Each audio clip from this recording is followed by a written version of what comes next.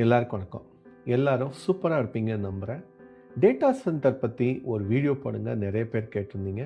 Data சென்டர்னா, data centre ownership மட்டும் இல்லாம, அதுக்கு தேவையான பல விஷயங்கள் பத்தி நம்ம இன்னைக்கு பேசப் போறோம். அதுல முக்கியமா ஒரு டாப் 5 ஸ்டாக்ஸ் 2026க்கு இன்னைக்கு செலக்ட் பண்ணி ரிவ்யூ பண்ணப் போறோம். வாங்க வீடியோக்குள்ள போலாம். ஏஐனாலே டேட்டா சென்டர் இல்லாம இருக்கவே முடியாது அப்படிங்கிற சூழ்நிலை. அதுலேயும் இந்தியாவில் 200 பில்லியனுக்கும் மேலே ஒரு பெரிய ரெவென்யூ ஆப்பர்ச்சுனிட்டி இருக்கிற ஒரு செக்டாராக டேட்டா சென்டர் பார்க்கப்படுது. இந்தியா இன்ஃபேக்ட் குளோபல் டேட்டா ஹப்புன்னே சொல்லலாம். ஏஐ இன்ஃப்ராஸ்ட்ரக்சர் பொறுத்த வரைக்கும் நிறைய கேம்பஸஸ், பவர் சிஸ்டம், அப்புறம் கூலிங் சிஸ்டம் அப்படின்னு சொல்லி நிறைய விஷயங்கள் நம்ம டெவலப் பண்ணிகிட்ருக்கோம். ஸோ நிறைய பேர் டேட்டா சென்டர்னாலே அதோட ஓனர்ஷிப்பை மட்டும்தான் எடுத்துக்கிறாங்க. For example, Adani companies data centre நிறைய நிறுவிட்டு இருக்காங்க.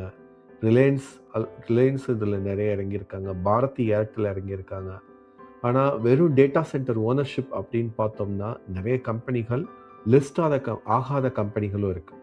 ஸோ நம்ம முக்கியமாக பார்க்க வேண்டியது என்னென்னா, வெறும் டேட்டா சென்டர் ஓனர்ஷிப் மட்டும் இல்லாமல் மற்ற விஷயங்கள், இபிசி எக்ஸிக்யூஷன் அப்படின்னு சொல்லுவாங்க, பவர் கிரிட், அதுக்கு தேவையான சர்வர், கம்ப்யூட்டர், நெட்வொர்க் அப்படின்னு சொல்லி எல்லாத்தையும் நம்ம கலந்து கட்டி பார்த்தாதான் அதில் பெஸ்ட்டு என்னென்ன இருக்குது அப்படின்னு சொல்லி ஒரு 5 ஸ்டாக் இன்னைக்கு ரிவ்யூ பண்ண போகிறோம்.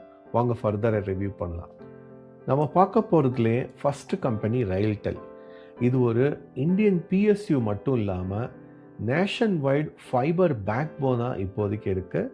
கிட்டத்தட்ட இதோட நெட்வொர்க் சைஸ் மட்டுமே 21,000 கிலோமீட்டருக்கும் மேலே 1050 டெலிகாம் டவர்ஸுக்கும் மேலே இருக்குது. ஸோ இந்த ப்ராட்பேண்ட் நெட்வொர்க் பார்த்திங்கன்னா கோல், பேங்கிங், ஹெல்த், டிஃபென்ஸ் அப்படின்னு சொல்லி எல்லா விதமான செக்டாருக்கும் சப்போர்ட் பண்ணுது. அது மட்டும் இல்லாமல் ஃபிசிக்கல் டேட்டா சென்டர் சப்போர்ட் அப்படின்னு எடுத்து பார்த்தா கூட குர்காவ், ஹைதராபாடில் 2 பெரிய டேட்டா சென்டர் நிறுவியிருக்காங்க. இன்னும் கொஞ்ச நாளில் இவங்களோட டோட்டல் கெப்பாசிட்டி சென்டர் நொய்டாவில் ஒரு 17,000 ஸ்கொயர் மீட்டரில் நிறுவிட்டு வர்றாங்க. ஸோ இந்த மாதிரி நிறைய ஃபிசிக்கல் டேட்டா சென்டர் மட்டும் இல்லாமல் அதுக்கு தேவையான ப்ராட்பேண்ட் நெட்வொர்க்கும் கொடுக்கறதால ரயில்டெல் நெட்வொர்க் நிச்சயமாக நம்ம பார்க்க வேண்டிய முக்கியமான டேட்டா சென்டர் ஸ்டாக். ரயில்டெல்லோட ஃபண்டமெண்டல்ஸ் ரொம்பவே நல்லா இருக்குது. ஸோ இப்போதைக்கு ஸ்டாக் பிஇ ஒரு இண்டஸ்ட்ரி பிஇயை விட ஜாஸ்தி இருந்தாலும் பெக் ரேஷியோ 1.5க்குள்ளே இருக்குது. ஒரு நல்ல அட்ராக்டிவ் வேல்யூஷனில் இருக்குன்னு தான் சொல்லணும். இதோட 52 week high 479, all time high 618. ஆனால் கரண்ட் ப்ரைஸ் பார்த்தீங்கன்னா 324. ஸோ இது நல்லா மேலே போயிட்டு இப்போ இந்த பட்ஜெட்டுக்கு அப்புறம் கொஞ்சம் கீழே விழுந்திருக்கு. எஃப்ஐ ஹோல்டிங் இன்க்ரீஸ் ஆக ஆரம்பிச்சிருக்கு. ஸோ நிறைய பேருக்கு ரொம்ப அதிகமாக டேட்டா சென்டருக்கும் ரயில்டெல்லுக்கும் உள்ள கனெக்ஷன் தெரியவே மாட்டேங்குது. ஸோ அதனால் இந்த பர்டிகுலர் ஸ்டாக்கை வாட்ச் லிஸ்ட்டில் அவசியம் ஆட் பண்ணி வாட்ச் பண்ணுங்கள். ஏஐ அப்புறம் டேட்டா சென்டரில் பவர் அப்படிங்கிறது ரொம்ப முக்கியமான அங்கம். அதுலேயும் டிரான்ஸ்ஃபார்மர், ஸ்விட்ச் கியர், வோல்டேஜ் ஸ்விட்ச் gear, protection relay, power distribution system சொல்லி நிறைய விஷயங்கள் இருக்குது. அதில் ஷ்னைடர் எலக்ட்ரிக் அப்படிங்கிற மிட்சைஸ் கம்பெனி ரொம்ப சூப்பராக வளர்ந்து வந்துட்டுருக்கு. இவங்களோட கஸ்டமர் பேஸும் செம சூப்பராக இருக்குது. BEL, siemens, IOCL, UltraTech, tata அப்படின்னு சொல்லி இவங்களோட கிளையண்டில் எடுத்து பார்த்தோம்னா நம்ம நாட்டில் இருக்கிற மிகப்பெரிய கம்பெனிகள் எல்லாமே இவங்க கிட்ட தான் இதெல்லாம் வாங்குறாங்க. ஸோ இவங்களோட ப்ராடக்ட் போர்ட்ஃபோலியோவும் ரொம்ப சூப்பராக இருக்குது. எனர்ஜி எஃபிஷியண்ட்டாக நம்ம எப்படி மாறணும் அப்படிங்கிறதுக்கு கன்சல்டிங் கொடுக்குறாங்க. இன்ஃபேக்ட் இந்த லிஸ்ட்டில் எனக்கு பிடிச்ச one of the best company இந்த ஷ்னைடர் எலக்ட்ரிக். ஷ்னைடர் எலக்ட்ரிக் கிட்டத்தட்ட நான் 200 ரூபா ரேஞ்சிலேருந்து பார்த்துட்ருக்கேன் ஒரு 3-4 வருஷமாக. அதுலேயும் போன வருஷம் மட்டுமே எக்கச்சக்கமாக மேலே போய் 1055 டச் பண்ணிவிட்டு அதுக்கப்புறம் ஒரு குவார்ட்டர் ஃபுல்லாகவே கிராஷ் ஆகி 700க்கும் கீழே வந்தது. அப்புறம் அந்த ரீசன்ட் டிசம்பர் ரிசல்ட் ரொம்ப சூப்பராக இருக்குன்னு வந்ததுக்கப்புறம் திரும்ப இன்வெஸ்டர்ஸ் நிறைய இன்வெஸ்ட் பண்ண ஆரம்பிச்சிட்டாங்க. இப்போ பார்த்தீங்கன்னா 700 ரூபா இருந்த ஸ்டாக் ஒரு 3-4 வாரத்திலே 923க்கு வந்துச்சு. ஸோ இது இங்கேருந்து இன்னும் பயங்கரமாக மேலே போகும். இது ஒரு நல்ல மல்டி பேக்கராக ஆகவும் நிறைய வாய்ப்பு இருக்குது அப்படிங்கிறது என்னுடைய வியூ. பவர் சம்பந்தமான விஷயங்கள்லேயே டிரான்ஸ்மிஷன் அப்புறம் கிரிட் இன்ஃப்ராஸ்ட்ரக்சருக்கு ப்ரைவேட்டைஸ்டு கம்பெனி, நல்ல கம்பெனி எதுன்னு பார்த்தோம்னா கேஎஸ் இன்டர்நேஷ்னல். ஏன் நம்ம பவர் கிரிட்டை சொல்ல முடியாது அப்படின்னு கேட்டிங்கன்னா, பவர் கிரிட்டோட டாரிஃப் அப்புறம் கவர்மெண்ட் நார்மல் சிட்டிசன்ஸ்க்கு அவங்களுக்கு கொடுக்கறதே வந்து 90% போர்ட்ஃபோலியோலேருந்து, மிச்சம் 10% தான் கமர்ஷியலாக போகுது.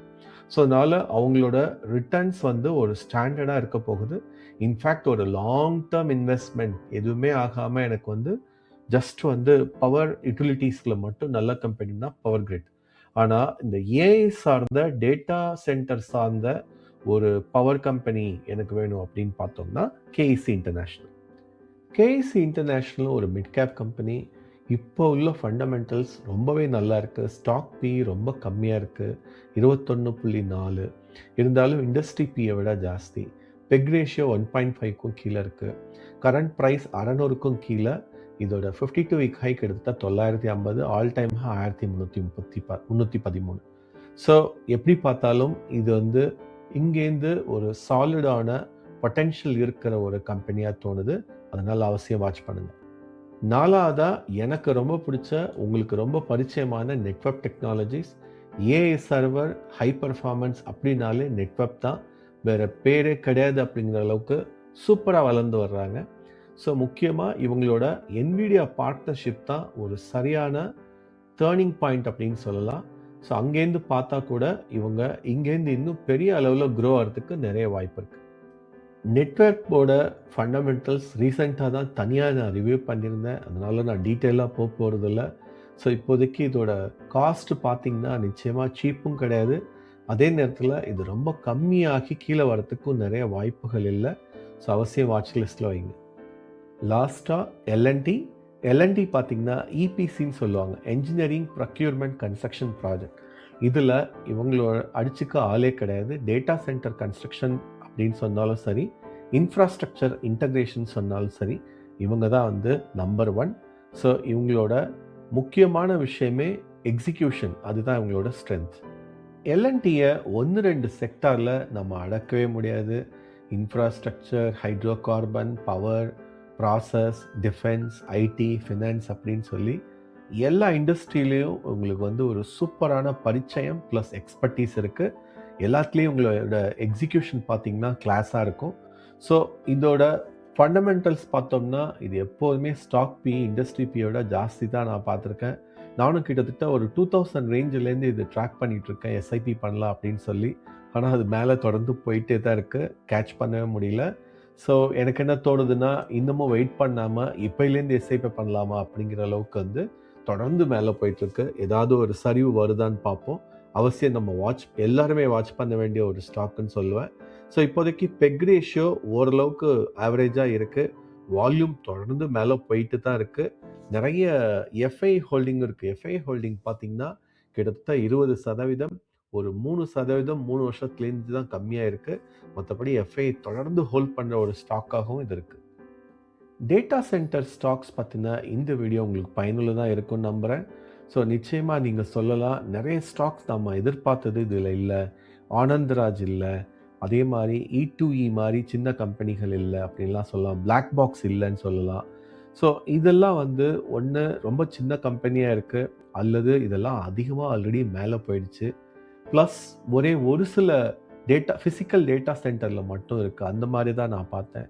நான் ஏன் இந்த 5 ரிவ்யூ பண்ணேன்னா 5மே வந்து ஒரு நல்ல காம்பினேஷனில் இருக்குது. ஜஸ்ட் டேட்டா சென்டர் ஓனர்ஷிப்னு மட்டும் இல்லாமல் அதுக்கு முக்கியமான இம்பேக்ட்ஃபுல்லாக இருக்கிற ஒரு ஏரியாவாக இருக்குது. அதனால தான். ஸோ உங்கள் கருத்துக்களை அவசியம் கமெண்ட் செக்ஷனில் சொல்லுங்கள். இதில் எந்த ஸ்டாக் இன்னும் நல்லா வளரக்கூடும், மல்டி பேக்கராக ஆகும் நீங்கள் எதிர்பார்க்குறீங்க அப்படிங்கிறத சொல்லுங்கள். ஒரு சில ஸ்டாக்ஸ்லாம் ஆல்ரெடி மல்டி பேக்கராக ஆயிடுச்சு. நல்ல எக்ஸாம்பிள் நெட்வொர்க். ஸோ நிச்சயமாக உங்கள் கருத்துக்களை சொல்லுங்கள், நான் படித்து நிச்சயமாக ரிப்ளை பண்ணுறேன். அது மட்டும் இல்லாமல் ஏதாவது முக்கியமாக மிஸ் பண்ணியிருந்தால் நம்ம திரும்ப கவர் பண்ணுவோம். ஆதரவுக்கு நன்றி.